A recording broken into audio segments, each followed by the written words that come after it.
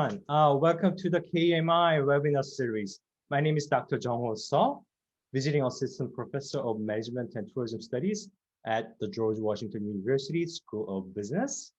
I'm thrilled to announce that KMI is relaunching our signature webinar series starting from today, starting from March 2021. This webinar is the first of many upcoming learning and networking events through KMI's initiatives. Today, as announced, let me share the screen quickly. I'm sharing the screen right now. Okay, good, right. Today, we will talk about online travel agencies business model and its impact on the travel industry in South Korea. Ms. Jihyun Hong is our keynote speaker today. She is a specialist in OTA strategy. I will introduce her background more in detail very, very soon. Before we are moving on to that, I'd like to thank to KMI's affiliated organizations who have supported us all the way so far. Okay, sorry. Right. First, GWSB. The Korean Management Institute, KMI, is under the umbrella of the George Washington University School of Business. We are located in Washington, D.C. KMI brings together a wide range of business people, policymakers, researchers, government experts, students, and others who have an interest in U.S. South Korea business relations through the GWSB's global network. Without the School of Business support, we couldn't host this webinar. Thank you very much. I myself am a professor of management. I'm a professor of the Department of Management. The Department of Management hosts the KMI to let us contribute to the research and teaching mission of the George Washington University School of Business. Without the supports from my colleagues and my chairs at the department, KMI couldn't relaunch and promote our webinar series. Thank you very, very much. We are offering internationally renowned degree programs and graduate certificates. For more information, please visit our website. IITS, the International Institute of Tourism Studies at the GW School of Business, is also a crucial partner and supporter of KMI. For more than 30 years, IITS has been a global leader in tourism education and research. As a research team member at IITS myself, I'm so glad to share our mission with you. We are putting tourism on a path to social good, protecting places, creating opportunities, and increasing livelihoods in low-income communities. For our prospective students who will apply for our graduate programs at the Department of Management, you will have so many opportunities to have work experience and build your network through IITS projects. Last but not least, as a professor of management and tourism studies, I am proud to introduce you to the GW Master of Tourism Administration program. I cannot wait to see my prospective students who just got admitted to the MTA program in the following semesters. If you have any questions about the application and admission processes, feel free to contact us. And to learn more about our program, please visit our website. Okay, without further ado, let me introduce our keynote speaker today, Ms. Jihyun Hong. Ms. Jihyun Hong, Wharton MBA, is a supply optimization and commercialization manager at Agoda, one of the world's fastest growing online travel booking platforms under the Booking Holdings umbrella. She develops and executes strategy roadmap for chain hotel supply booking growth by identifying opportunities across organization, including account management practices, pricing, and marketing. Previously, Jihyun was uh, partnerships innovation manager at Agoda. She was in charge of sales process improvement for the strategic partnerships team. Prior to that, she was sales executive at Hilton Worldwide, Conrad, Seoul, South Korea. Jihyun earned her MBA at the Wharton School, University of Pennsylvania. She also completed BBA in Hotel Management at Kyunghee University, Seoul, South Korea. Please welcome Jihyun. Jihyun, would you like to say hello to our audience? Right? Yes, it's a really an honor to be here today. Thank you for inviting me, and I hope I can really be helpful in kind of sharing what I've learned throughout my experience. And I hope this is also a helpful time for you. Uh, thank you very much for your time, and we are so privileged to have you. So here's the outline of today's session. We will explore to sketch out the following topics: OTA, from OTA supply landscape to experimentation in business settings. Before we have Jihyun, let me briefly give you a background of OTA business and industry. OTA business at a glance. You might be very familiar with those logos and brands of OTA companies, OTAs, right? The online travel websites, online travel platforms comprised primarily travel e-commerce and review sites. The travel e-commerce sites allowed customers or users to purchase travel products and services such as hotels, booking hotels, right? Experiences like buying tickets for local theaters or musical performances, right? Flight tickets, restaurant reservations, and rental cars, either directly through a travel company's websites, like you are purchasing a ticket through Delta Airlines website, their own website, or through an OTA acting as an intermediary. So there are two ways you can book your flights, for example, through the airline's website directly or using an intermediary like Agoda, TripAdvisor, or Expedia, right? OTAs had contracts, agreements with hotels, restaurants, tourist attractions, museums, and other suppliers of travel products and services to buy some of their inventory and then allowed customers / travelers in this context to book those products and services on their website or through mobile applications. Travel review sites, online travel review sites such as TripAdvisor allowed users, internet users, travelers, customers to share, post, exchange their experience with travel products, travel experiences, travel services. For example, by rating a restaurant, a hotel stay, and often companies like TripAdvisor or other OTAs running online reviews could generate revenue through click-through advertisements on their websites, right? Travelers worldwide were increasingly depending on travel review sites when they are planning their travels. So that's the context. So this figure shows the trend in the OTA business. Based on this compound annual growth rate, CAGR, we can see over a decade, the travel market has been shifting online. Okay? Can you see the growth rate and see these bar charts as well? Right? I'm adopting this figure from TripAdvisor's event presentation.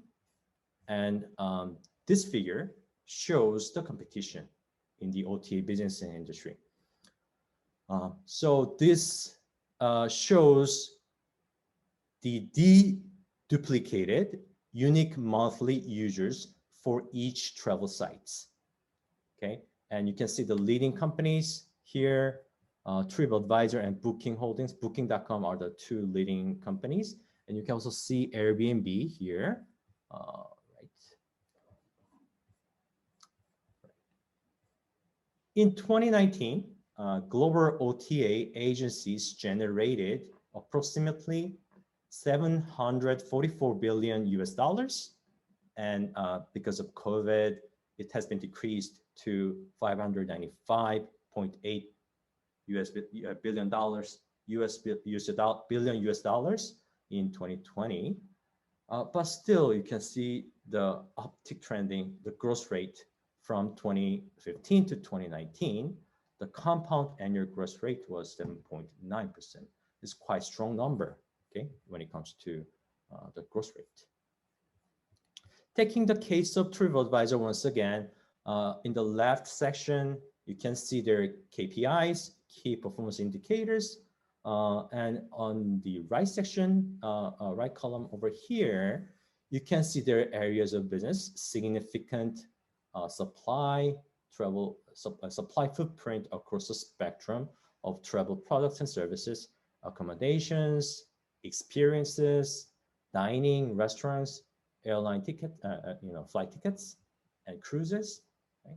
You can get the idea of the areas of businesses for OTAs from the case of TripAdvisor. Business model, how it works. So,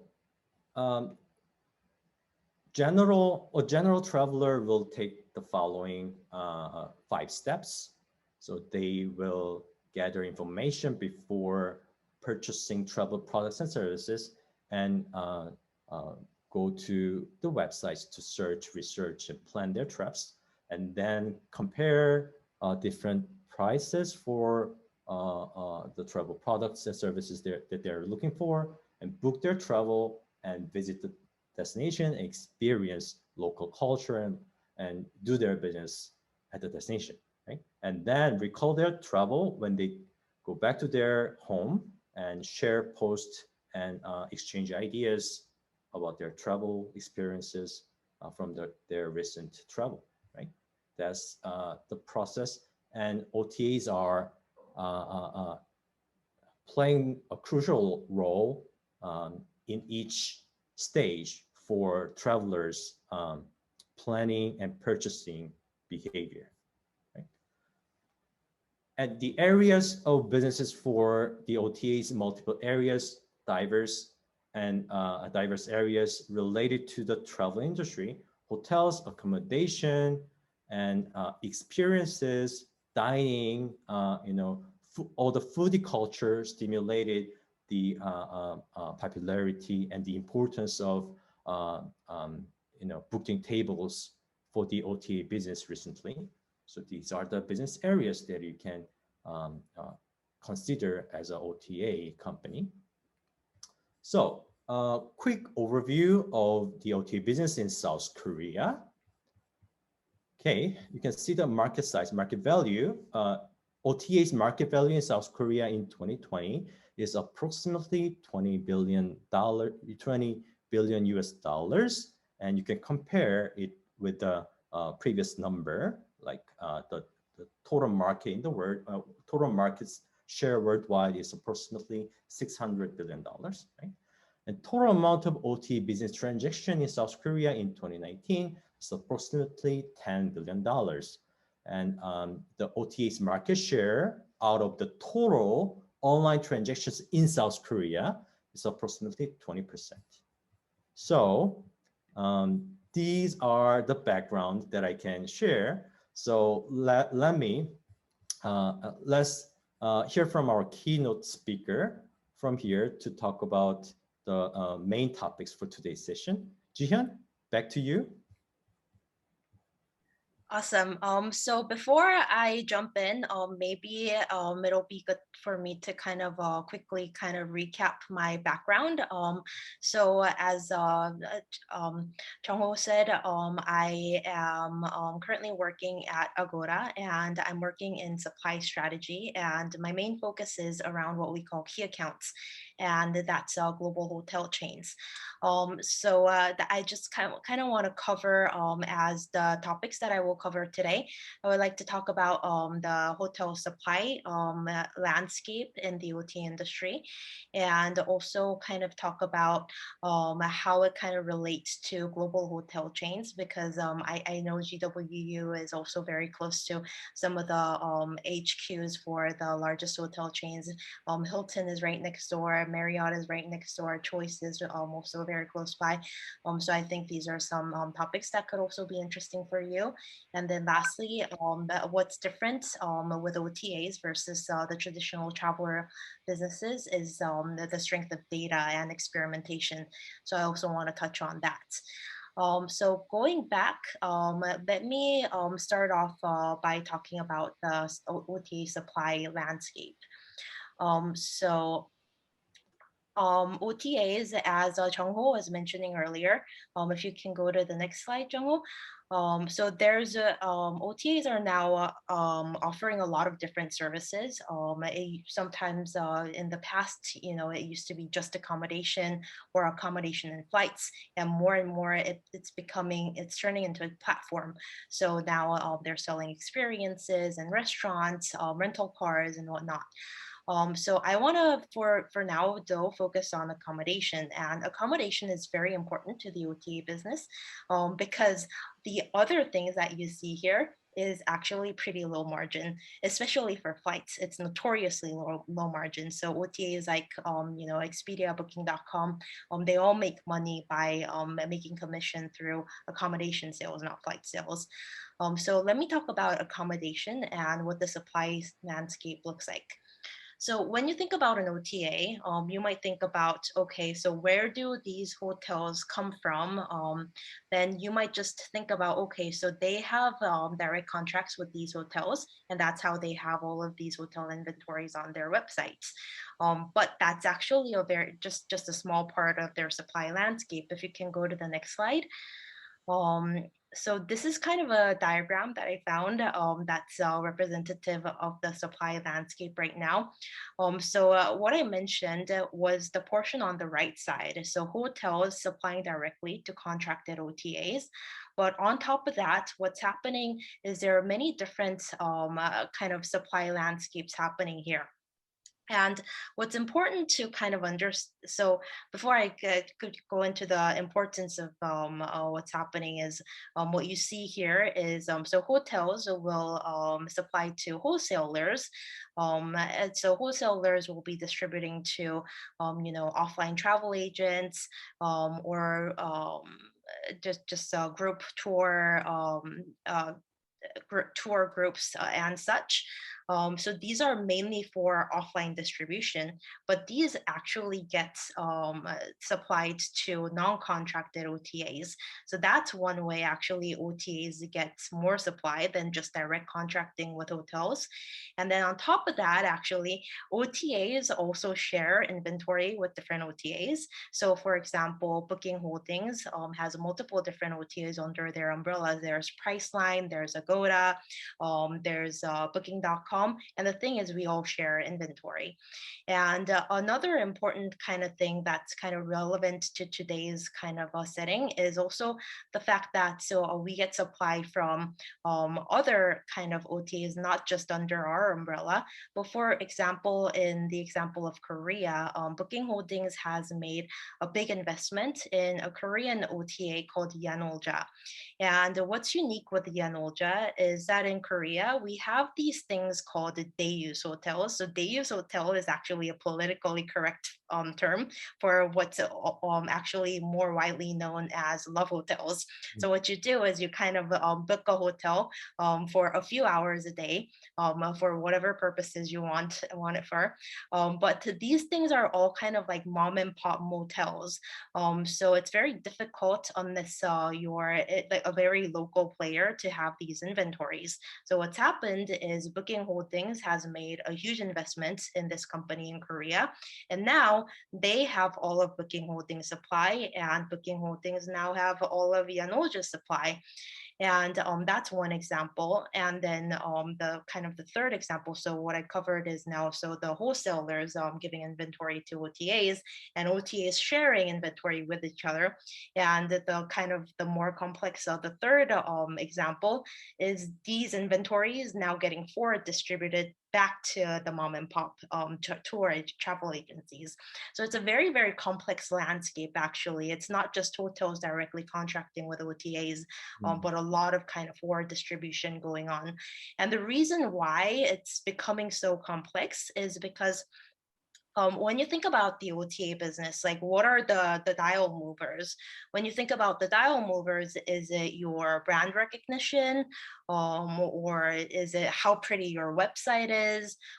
Is it how much marketing activities you do? But when you think about these dial movers, actually the biggest dial mover is, do you have access to unique prices? Do you have access to unique availability? So it's really ultimately comes down to pricing and availability. Do you have the best prices? Do you have the best availability? And how do you ensure that is by kind of getting access to these aggregated supply sources, not just directly contracting. And that's why it's become so complex. And so what this means is actually, if you go into a website like Ctrip, or Trip.com is the international version of Ctrip. Ctrip's a business, and you look into a hotel and you book, you try to book and look at all of the rates. Chances are all of these different rates are coming from different people. And Ctrip is actually really notorious for doing this, because they not only kind of utilize these aggregated supply sources, but they also have a supplier portal where they bring in the kind of smaller suppliers. Even if you're a very small mom and pop travel agency, if you have access to unique supply, you can utilize their platform and start distributing it through Ctrip. So chances are Ctrip doesn't own that contract.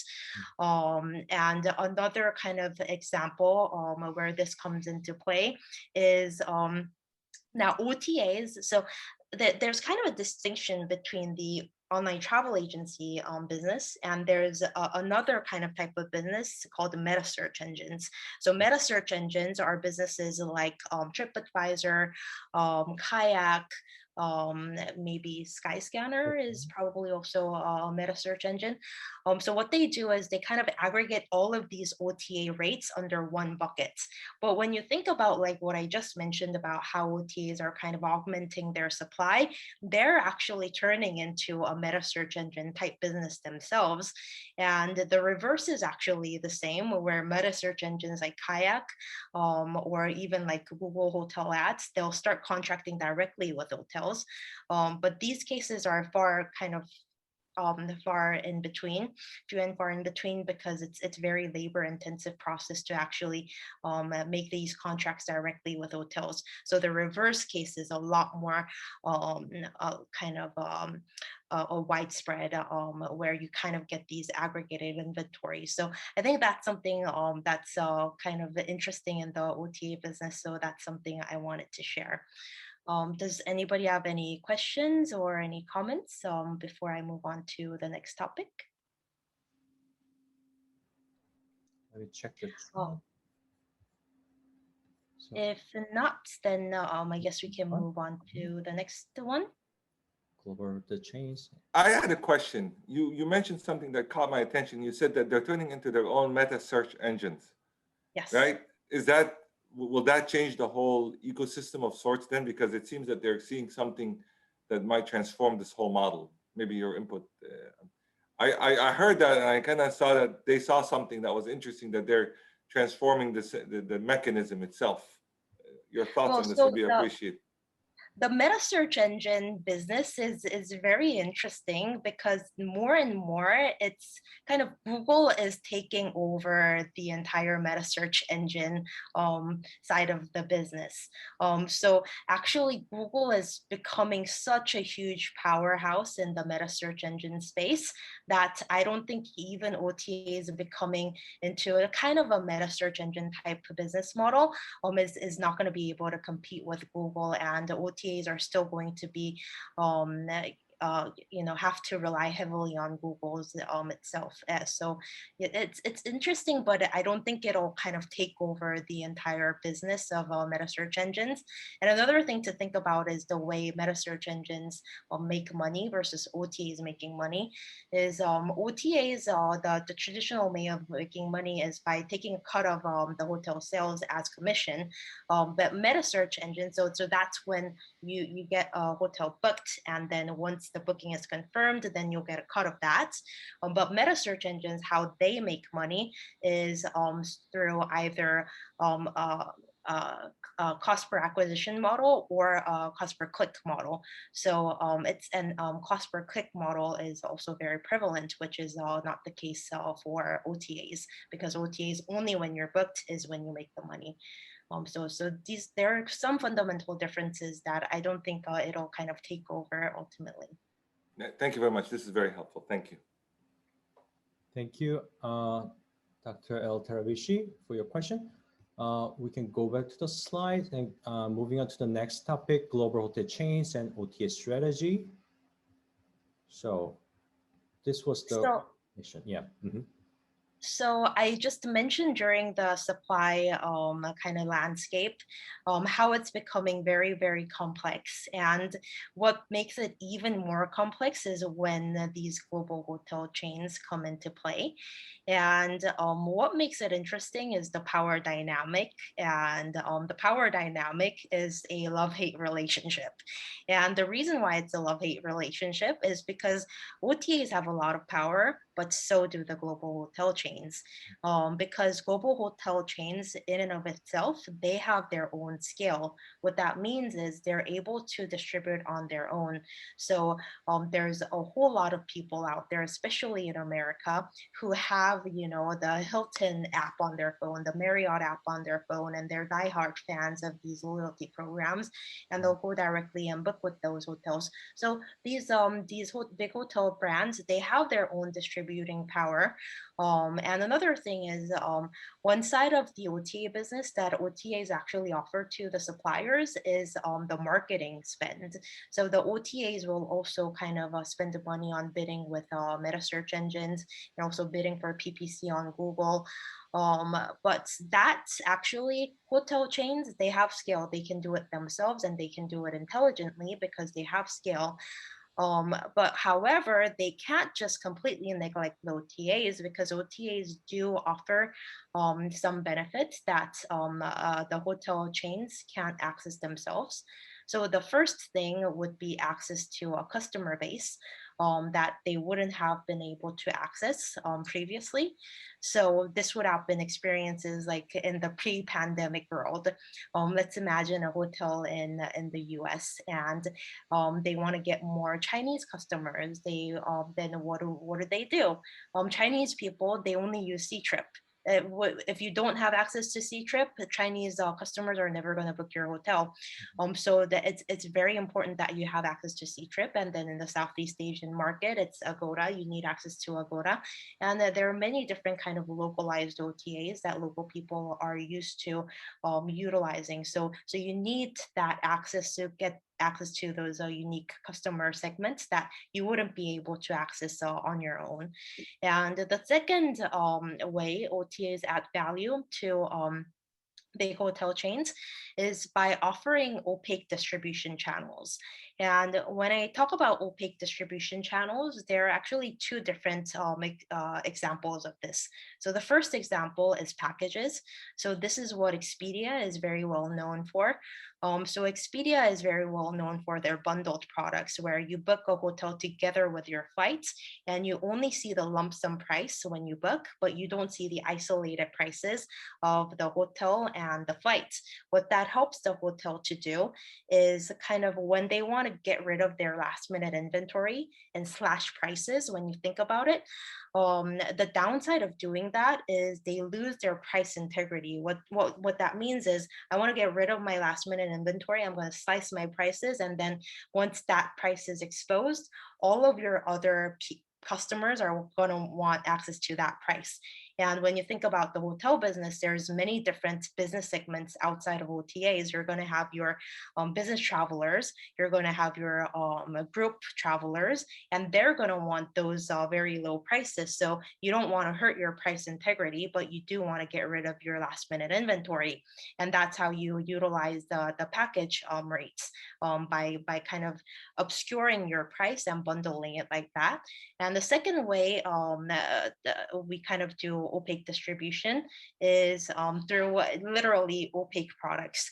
And this is what Priceline and Hotwire is known for. So when you go to Priceline, what you'll have is you'll be able to book a hotel without knowing what you're booking. You'll get the price and you'll get some basic details, but you wouldn't know what hotel you're booking until you actually confirm the booking. So by doing that, again, you're not hurting your price integrity, but you're able to slice prices and get rid of your last minute inventory. And when you think about going back to the global hotel chains point of view, they're not able to do that obviously directly. Like, can you imagine Marriott.com doing it on their own? It's just literally doesn't make sense. So you need to rely on OTA to do these sort of distributions. So now kind of to sum things up. So global hotel chains have their own power, but they do have to rely on OTA. So it's at the end of the day, it's a balancing act, and the name of the game is optimization. So there are a few different strategies that global hotel chains take in order to optimize it effectively. So the first thing that they do is when you think about OTA, so I just mentioned OTA's business model is taking commission on a portion of your booking, and that commission rate can go anywhere up to 20%. So it's very, very costly for these global hotel chains. So when you distribute it directly through your own website, the cost component is probably very, very small. But when you distribute it through an OTA, it can go up to 20%. So then how do you need to maximize people booking directly? So how they do it is by kind of differentiating the offer for what we call brand.com. So they're Marriott.com, Hilton.coms. So how they do it is first of all, policing all of the rates outside. So they do a lot of policing whenever an OTA is caught kind of discounting, then they'll get threats. It's not pretty. And they also offer kind of unique values proposition on their direct website, like loyalty points. So that's the strategy number one. And the strategy number two is also kind of making sure that you're not distributing to OTAs more than you have to. So a few years ago, I remember I read, I was following the earnings call for Marriott, and they mentioned they actually have an automated yield control system. So I don't really know the details of it, but they have a system where they can control how much they distribute to OTAs and how much they distribute to other channels. So that's the second way that they strategize around it. And the third way is the cost. I said it can go anywhere up to 20%. But they ruthlessly negotiate this commission. So normally for these global hotel chains, it'll be a much smaller percentage than 20%. So these are kind of the three strategies they take around how they manage this love-hate relationship with OTAs. Mhm. Great. So we are moving on to the next topic, experimentation in business settings and utilizing data for strategy building. Yes, so I wanted to talk about data a little bit because I think when you think about kind of the tourism business, there's when you think, and then OTAs, the core distinction is data, because we have so much traffic coming in day in and day out, and traffic means data, and so there's no lack of data. And previous to my career in the OTA space, I used to work with a lot of different hotels, and it's kind of the difference is night and day how much data, access to data you have in the OTA space. But when I think about data, one thing that also kind of needs to be mentioned is the use of experiments, not just data, because there's, everybody talks about big data and the importance of data and how data can be a crucial asset to your business and all of that. But there are also downfalls of data when you're trying to utilize it for business decision making. And the downfall of that is, number one, it's very difficult to prove causal relationship. Just because two things happen at the same time doesn't mean one thing caused the other thing. So that's the first difficulty. And what I also realized while working in the OTA space is that it's so easy to lie with data. You just need to kind of filter it differently. You just need to change the date range a little bit differently. And it's also very difficult. They're very easy to make mistakes, because a lot of the times these data will be very nuanced. So if you just look at the data itself, you'll think, okay, this is how the data works. But in actuality, it's human beings setting up how the data gets collected and the manner of how things are done. So unless you know the nuance of how things are set up, it's so easy to make these mistakes. So when it comes to business decision making, data is not everything. So in Agoda, my current company, what we do is we utilize experiments ruthlessly. Every decision we make, any kind of decision that takes resources, everything needs to be first proven by experimentation. So let me give you an example of what I'm showing on this slide here. So it's kind of a hierarchy of how you make business decisions and what sources of evidence you take to make that decision.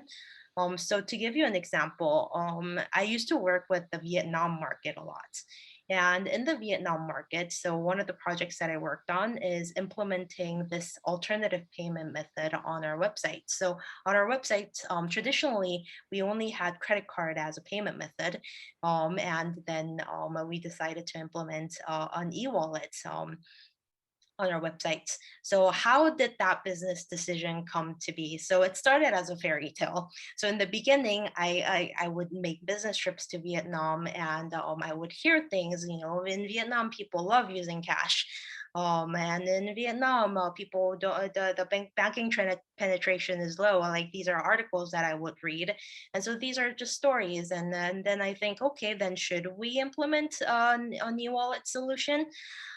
Then you can look into data, right? So how we utilize data is by looking at what we call the payment drop-off rates.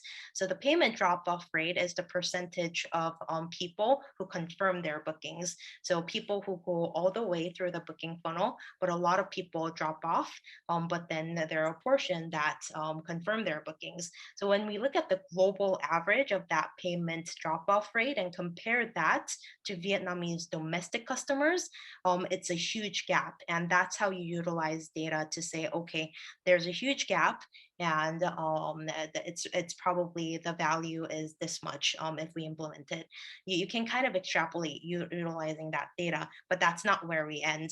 Once we decide, okay, it seems like there's good business value, and we put a dollar value, the potential dollar value to implementing the payment solution, what we do is we come up with what we call an MVP, a minimum viable product.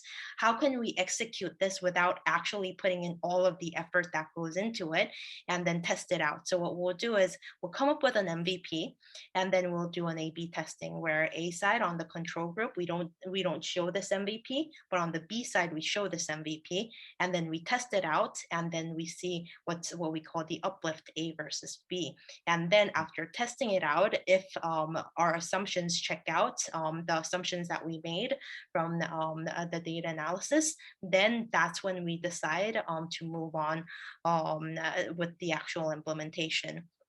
And so we do these experiments a lot. It's not just on the website level, but it's pretty much everywhere.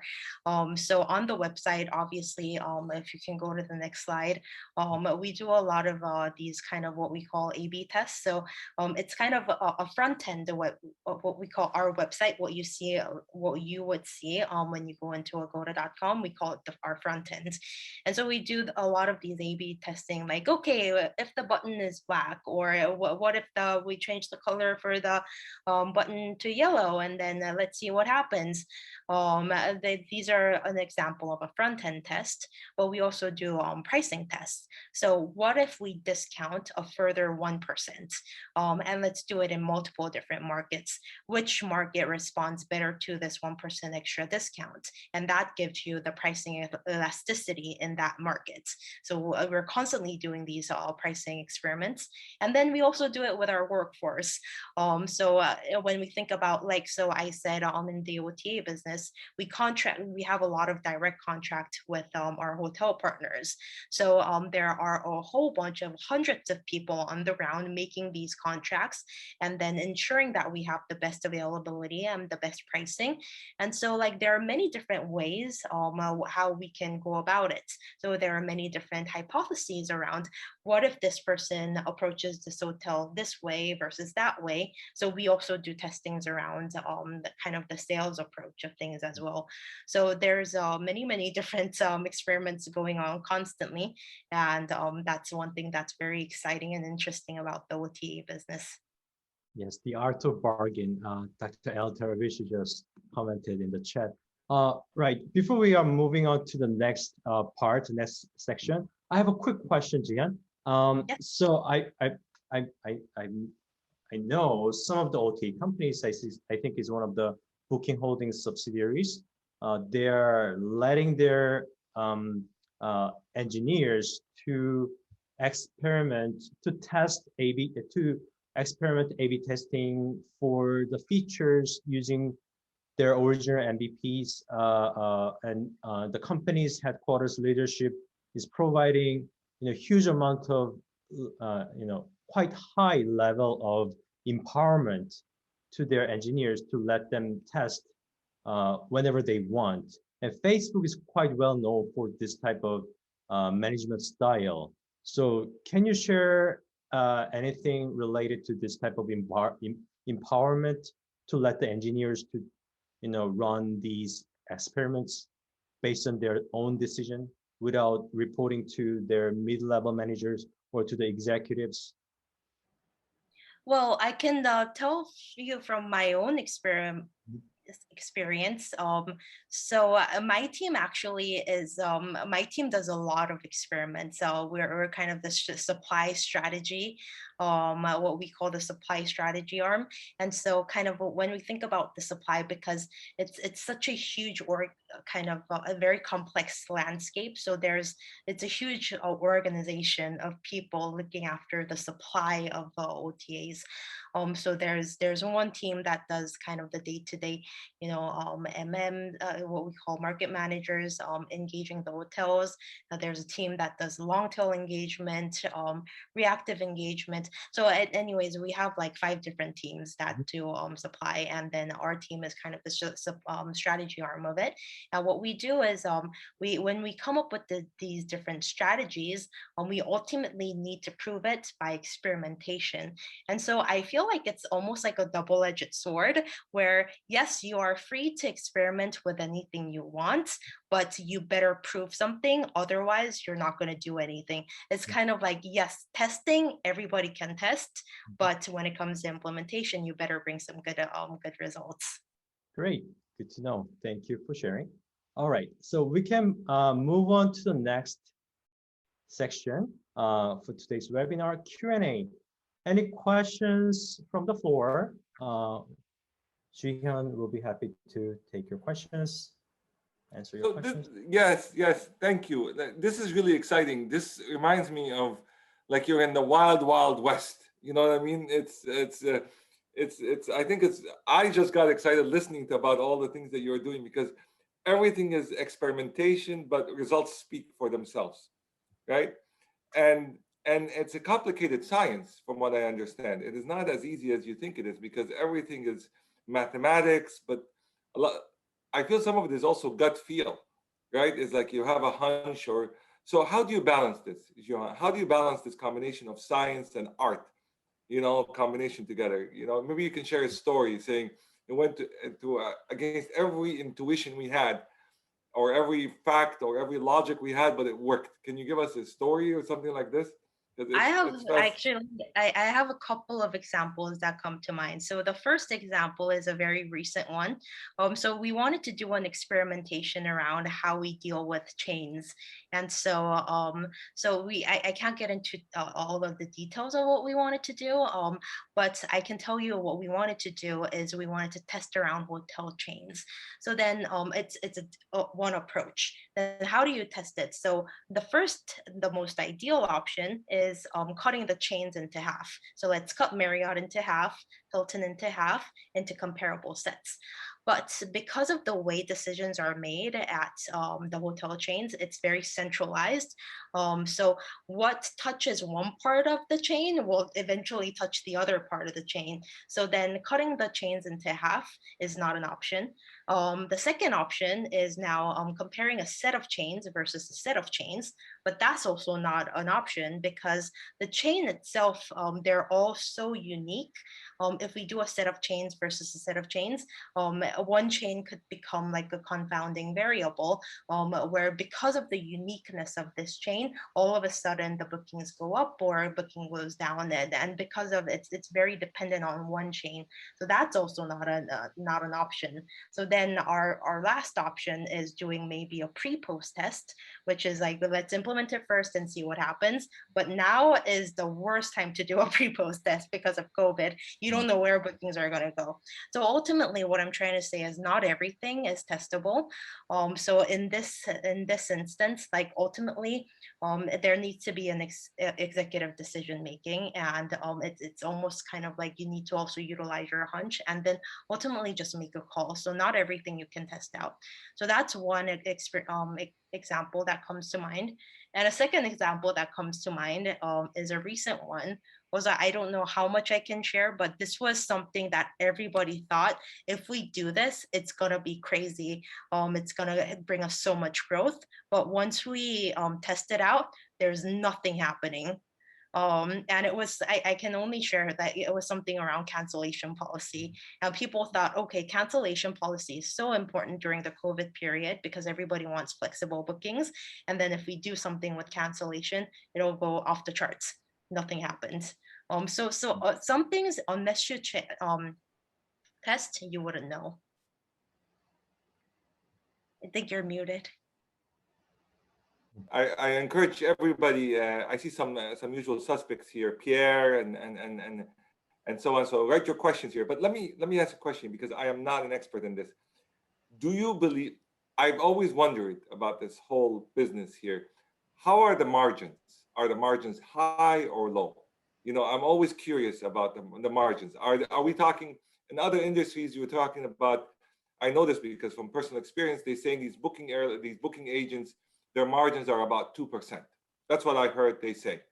But this is a different world. This is online. This is, are the margins more or less, and how is the future going to play out? Because I'm sorry, but yesterday I saw a commercial in which I thought was very interesting is Airbnb. I don't know where they fall in, but they were all focusing on local travel, So two questions, but I leave it to you to pick which one you like.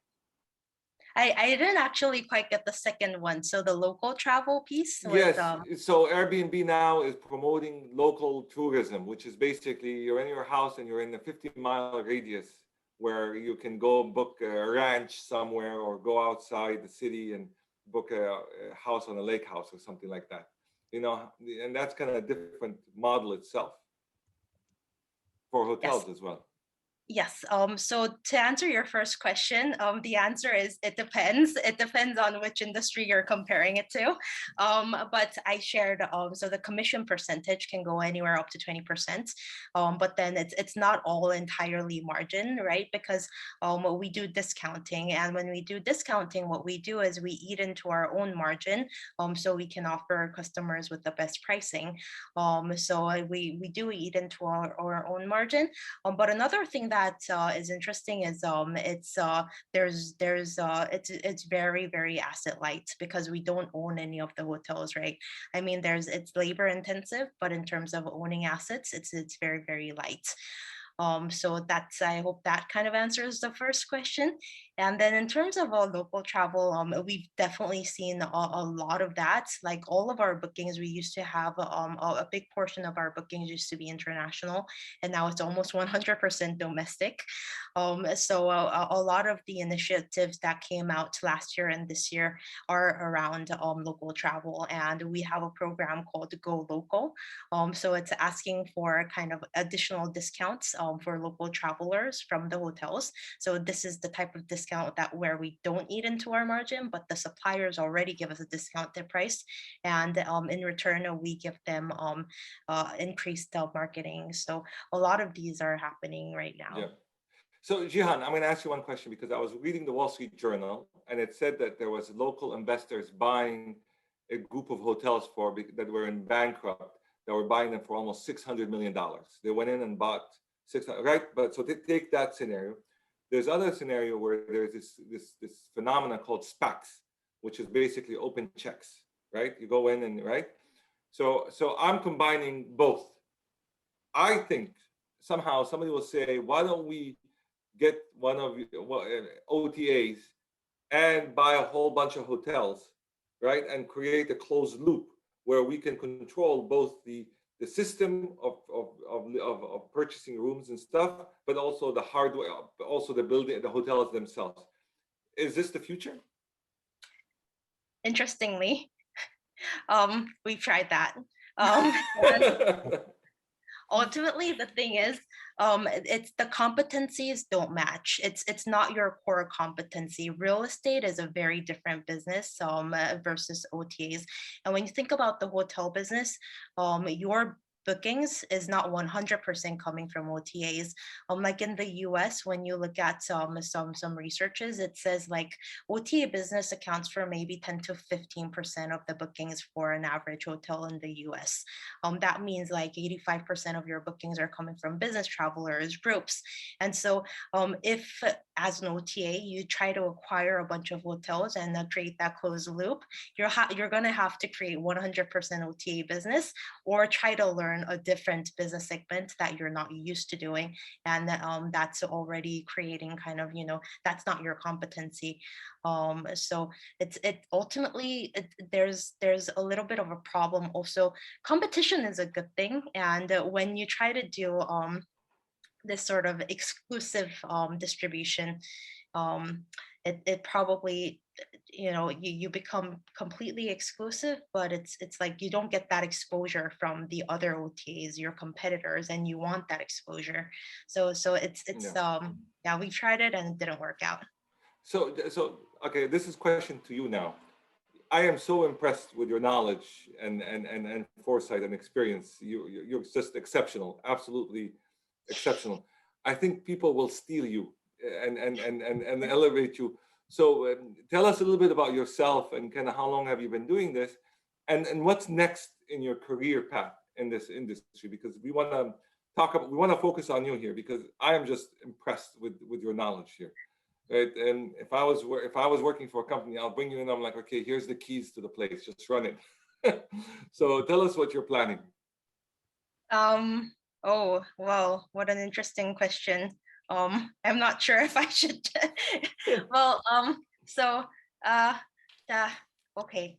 To be quite honest, I don't know if I should share this. I'm planning a departure from the industry for a little bit to explore a different function, and so that's to come. But yeah, my love for the travel agency, travel business has always been the driving force in my career. And so it's a kind of with a sad heart that I leave this industry. But I would definitely love to come back to it because it's the industry where I spent all of my kind of career on since I graduated undergrad. And even undergrad, I was studying travel management. So Yeah. So you're taking a break. You're kind of refreshing, taking a break, and then looking at other opportunities and maybe coming back. You have institutional knowledge and what I call tacit knowledge. Jian, this is worth of gold, in my opinion. I think so too. Now you're making me regret my decision.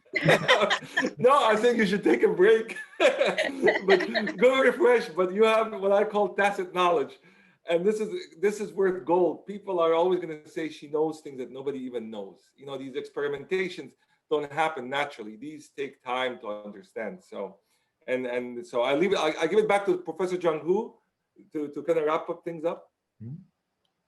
If there's a question from the floor, our MTA director, Eisenhower Chair, Dr. Chevet Tosin asked the question, what is the main reason for you to leave the travel industry?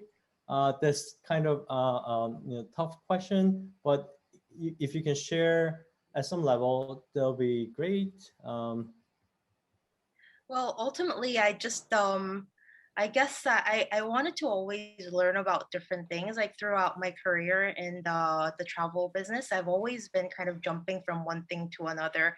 In my earlier career in the hotel business, I was doing kind of hotel openings and sales, and then I got my MBA, and then I got into data, and then I got into strategy. And so the next phase that will be a different function yet again. Just to share a little bit, I'm getting into supply chain management. Which is a completely different thing yet again. So just trying different things and trying to expand my horizons and do unconventional things, I guess, is my driving force. And I have Dr. Sivat here. So Jung-Hoo, why don't you introduce Dr. Sivat, and let maybe Dr. Sivat can give us some comments. Everyone, please meet Dr. Chevet Tosin. He's the director of the GW Master of Tourism Administration program. He's also Eisenhower Chair for our program. And Chevet, Dr. Tosin, would you like to say hello to our audience and our speaker? Yes, of course. Thank you very much, Dr. Su and the Hong. I don't know how I can pronounce your name. Hong is okay? It's Jihan. Jihan. Jiang. Yeah, Jiang. Hello, everyone. I'm very happy, let's say, to virtually meet you, and it is really great discussion and very interesting. Let me introduce me a bit more. And as Dr. Su said, I am the Eisenhower Chair and the Professor of Tourism Studies and Management at George Washington University School of Business. I am also director of the Master in Tourism Administration program, which has around 50 years history, educational history. So I'm very happy to see this engaging and very inspiring discussion. I would like to thank you, both Ayman and Dr. Su, for organizing this great meeting. I hope we can, in the future, I hope we can jointly organize more this kind of event. Korean community is really very important, very special around the world. I worked previously. I worked in Macau, and I have 4 or 5 Korean colleagues over there, and the Korean people in general is really very, how can I say, have very diverse view and a very different approach to life. Therefore, they advanced the technology, particularly the Samsung and the let's say in the car industry, automobile industry, you are doing very well. Thank you. I will have more questions throughout your discussion. Great, thank you very much. I want to introduce Jung-Hoo, the co-founder of KMI, Professor Kishan Kim, if he's available. I promoted him here. Kishan, if you're available, why don't you say hi? If not, I put you on the spot here.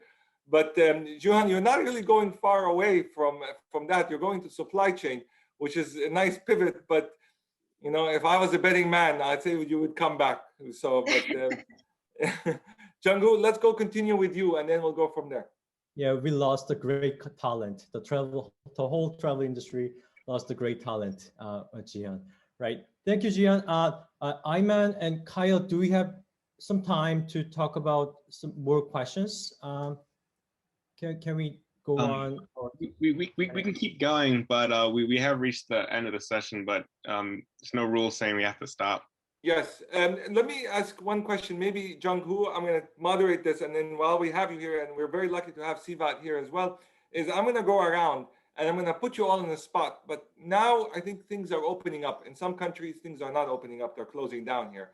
But for the overall, we think there's optimism or things are opening up. I heard that the University of Chicago is going to go back fully 100% on campus in the fall. I just got an email from my kids' soccer team that they're going to start soccer sessions next month. You know, so things are opening up. So let me start with you, Jihan.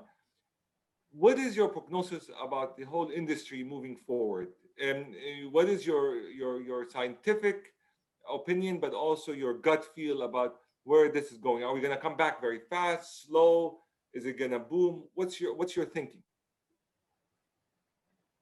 Well, my very unscientific view is that there's probably going to be, of course, it's going to recover. And if I had to bet, I think there's going to be a period where people are going to go on what they say revenge travel, and they just travel like they've never traveled before because they're now free, and that's also because I kind of depart the industry with a little bit of sadness because that rebound is going to come, and that's going to come with a lot of bonuses. But I think ultimately there is going to be a rebound, and it'll come back stronger. Is my opinion? Or yeah, no, very good. Professor Su, what do you think? Based on the data and the experts' opinions from the UNWTO and McKinsey report, and another report from the SCIFT, the majority of experts share their views on the travel return starting from the third quarter, Q3 in 2021. And my gut feeling, you know, I feel the same way with those experts' opinion. So Q3 2021 will be our restarting point from the travel industry's perspective. Very good. And Dr. Sivat? Yeah, as Dr. Su, let's say, explained, many experts around the world, according to scientific reports, and they say that towards the end of 2021, the recovery will progress a lot. But before, let's say, before 2022, for the full recovery will not take place. Particularly in terms of business travel will not. When we, of course, while I am saying this, I'm comparing 2019. I mean, that's the base year. That's the, let's say, real year. You know, 2020 and 2021 is not the year, you know, we can compare the data because it's not reliable, it's not valid because these years are not normal years. So in brief, in the travel and tourism industry, recovery, let's say 80% of the tourism industry recover towards the end of 2021. But the business industry recovery will be slower compared to the, let's say, leisure industry. On the other hand, domestic tourism is getting, you know, recovering faster, and the people, they tend to travel to the place where they can drive rather than fly. That is the new tendency in having holiday, and I think this will, this new trend will change many things in the travel industry. And also now people tend to travel, or people would like to holiday in a place where not many people there. In the past, people visit, you know, like Madrid, Amsterdam, popular tourism destination, what we call over tourism. But now people tend to visit, you know, not crowded area, not popular tourism destination. You know, the positive side of this will contribute to regional development in a better way. Undeveloped, unpopular tourism destination will get popular, and they will get benefit from tourism, particularly rural tourism, you know, and the agritourism, ecotourism areas will get more popular, because psychologically people believe that these places are, you know, in terms of fresh air, blah blah, and also people believe that these places are safer in terms of COVID-19. So yeah, I think on 17th of April we will discuss. We have a GW Tourism and Tourism Industry think tank. We invited 6 good industry leaders, so they will meet our students, and already registration full in that think tank session. We only accepted only 50 students from GW School of Business. So we will discuss how the COVID-19 is changing the service production of tourism industry. For example, one hotel general manager of Hilton Maslak Hotel from Istanbul will join us, and he will talk about how the services of Hilton chain is, how can I say, rescheduling their room services, their hotel services due to the COVID-19. Yeah, but we are hopeful. The good news, Ayman, for tourism industry is that people like saving money. People save their desire for travel. Once let's say the COVID-19 threat is run away, and then people will travel like a crazy. You know, they miss, their relatives, they miss, they would like to establish their network, refresh it. So they will, that is my, as an expert, let's say, I feel that I am an expert. I'm a professor in tourism studies and tourism management, and had a lot of publication in this area. I strongly believe that tourism industry in 2023 will be the fastest growing industry in the world. This is my claim. Thank you very much. John, I learned a new word called revenge travel. So I'm gonna use it. I'm gonna tell everybody I'm one of those revenge travelers, right? When things are open up, and yes. And I know Pierre, so travel with a purpose. Yes, revenge. That's my purpose, revenge. Yeah, revenge, yeah. So with that, from a management side, I know that the airline stocks are below valued. United Airlines, Delta are way below. So these are great investment opportunities if you want to buy some stock. I know Marriott is low as well. So, and the Royal Caribbean are great stocks because they're really undervalued. And I think it's a good time to invest in stocks of those companies, the airline and the industry. Jungwoo, I'm going to ask you to close it for us, as you are the chair. So I want to thank you for your Ayman, sorry, you underlined an excellent point. Like the health industry before COVID-19, some smart guys around the world, they detected that the COVID will last longer, so they invest in health industry, so they gain a lot. Now, the hardest hit industry is travel and tourism, but the fastest growing industry will be the tourism industry. So it is, I think, the just right time to buy, to make investment in travel and tourism industry. Thank you. Jungwoo? Thank you, Ayman. Thank you, Shubat, Dr. Justin. Great tips at the end about the investment. It's time for you to invest in the travel industry. Okay, people, please consider. And Jihyun, thank you very much for your time and all the knowledge that you have and shared with us. Thank you, all the audience. There'll be many upcoming webinars through KMI initiatives. I will be happy to meet you again in the following KMI webinars. And if you want to connect with us, please visit our website, kmigwsb.org. You can find Jihyun's contact and LinkedIn information at our first page of our website too. Okay, thank you very much. Let me wrap it up, and I'll see you guys in the next webinar. Thank you very much. Have a great one. Thank you, Jihan.